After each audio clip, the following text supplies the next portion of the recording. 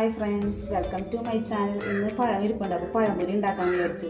എല്ലാവർക്കും അറിയാം ഇപ്പോൾ പഴംപൊരി ഒക്കെ എന്നാൽ എൻ്റെ രീതിയിലെ പഴംപൊരിയാണ് ഞാൻ ഉണ്ടാക്കുന്നത്. ഞാൻ നിങ്ങളോട് ഷെയർ ചെയ്യാം. അപ്പോൾ നമുക്ക് അതിന് ബാറ്റർ തയ്യാറാക്കാം.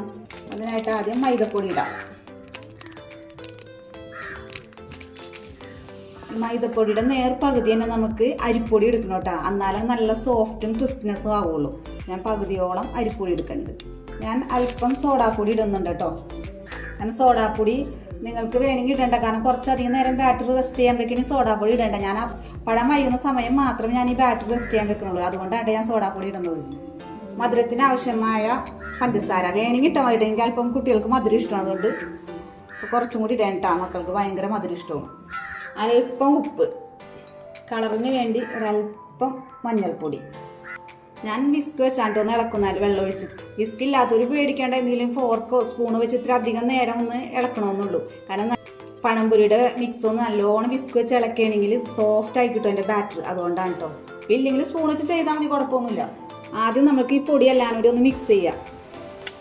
ഇതിൻ്റെ ഈ ബാറ്റർ ഓലിരിക്കട്ടെ. നമ്മുടെ പഴം നമുക്ക് കടയിൽ നിന്നൊക്കെ മേടിക്കുമ്പോൾ ചായക്കടയിൽ നിന്ന് മേടിക്കുമ്പോൾ പറയില്ല നല്ല സോഫ്റ്റ് ആണ്, വീട്ടിലുണ്ടാക്കുമ്പോൾ ശരിയാവുള്ള അതേപോലെ സോഫ്റ്റ്നെസ് ആവില്ല. പക്ഷേ ഇതുപോലെ നല്ലോണം ബാറ്റർ നല്ലോണം ഒന്ന് മിക്സ് ചെയ്ത് കഴിഞ്ഞാൽ സോഫ്റ്റ് ആവും കേട്ടോ. നിങ്ങളൊന്ന് ചെയ്ത് നോക്ക്, ട്രൈ ചെയ്ത് എന്നിട്ട് പറയണേ. കുറച്ച് വെള്ളം ഒഴിച്ച് നമുക്കിത് കലക്കിയെടുക്കാം.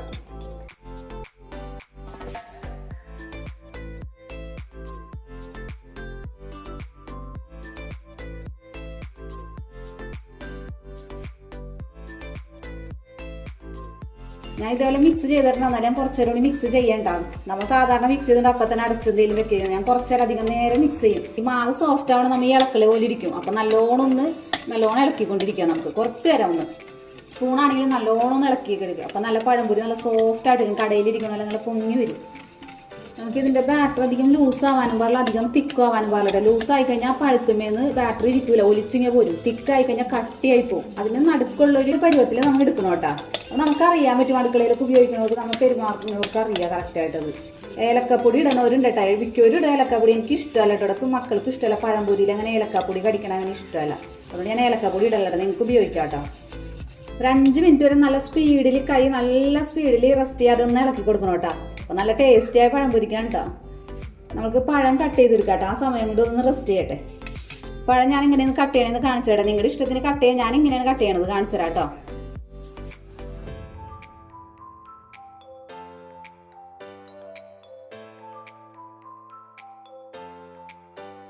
ചിലവർ ഒരു പഴം അങ്ങനെ തന്നെ സ്ലൈസ് ചെയ്ത് പഴംപൊരി ഉണ്ടാക്കാറുണ്ട്. ഞാൻ നടുകയെന്ന് മുറിച്ചിട്ടാണ് ഇങ്ങനെ ചെറുതായിട്ട് സ്ലൈസ് ചെയ്ത് എടുക്കാറ്. നടുകയെന്ന് പൊളിച്ചിട്ട് ഞാനത് 3 ആക്കിയാണ്ട് എടുക്കാറ്. നിങ്ങളുടെ ഇഷ്ടത്തിന് എടുക്കാട്ടെ. ഞാൻ ഇങ്ങനെ എടുക്കണമെന്ന് കാണിക്കണേ നിങ്ങളോട്.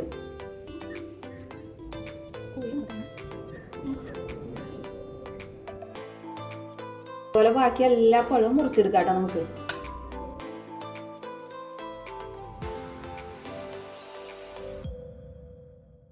എല്ലാ പഴവും ഞാനിങ്ങനെ കട്ട് ചെയ്തിട്ടുണ്ട് കേട്ടോ. നമുക്കിനി ചീനച്ചട്ടി അടുപ്പത്ത് വെക്കാം. ഓയിൽ ചൂടായിട്ടുണ്ട്. നമുക്കിനി ഓരോന്നായിട്ട് ബാറ്ററിൽ മുക്കി പൊരിച്ചെടുക്കാം.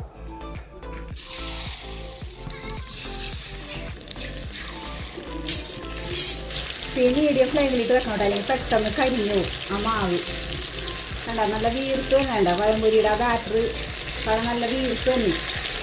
ഞാൻ പറയാ നല്ലോണം ബീറ്റ് ചെയ്താൽ കുഴക്കണേൻ്റെ ഇതാണ്. നല്ല സോഫ്റ്റ് ആയതുകൊണ്ടാണ് അങ്ങനെ വീർത്ത് തന്നെ. നമുക്കിത് മറിച്ചിടാം. ഒരു സൈഡ് വെന്തിട്ടുണ്ട്, നമുക്കിത് മറിച്ചിടാം.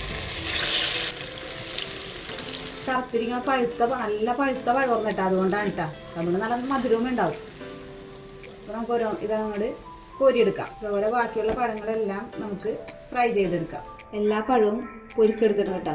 അപ്പോൾ നമുക്ക് വൈകുന്നേരം ഈവനിങ് സ്നാക്കായിട്ട് നല്ല അടിപൊളി ഒരു പഴംപൊരിയും നല്ലൊരു ചൂടൻ കട്ടൻ കാപ്പിയും ആയാലും എല്ലാവരും ട്രൈ ചെയ്ത് നോക്കണം. എന്നെ സപ്പോർട്ട് ചെയ്ത് സബ്സ്ക്രൈബ് ചെയ്യണേ. Okay, by.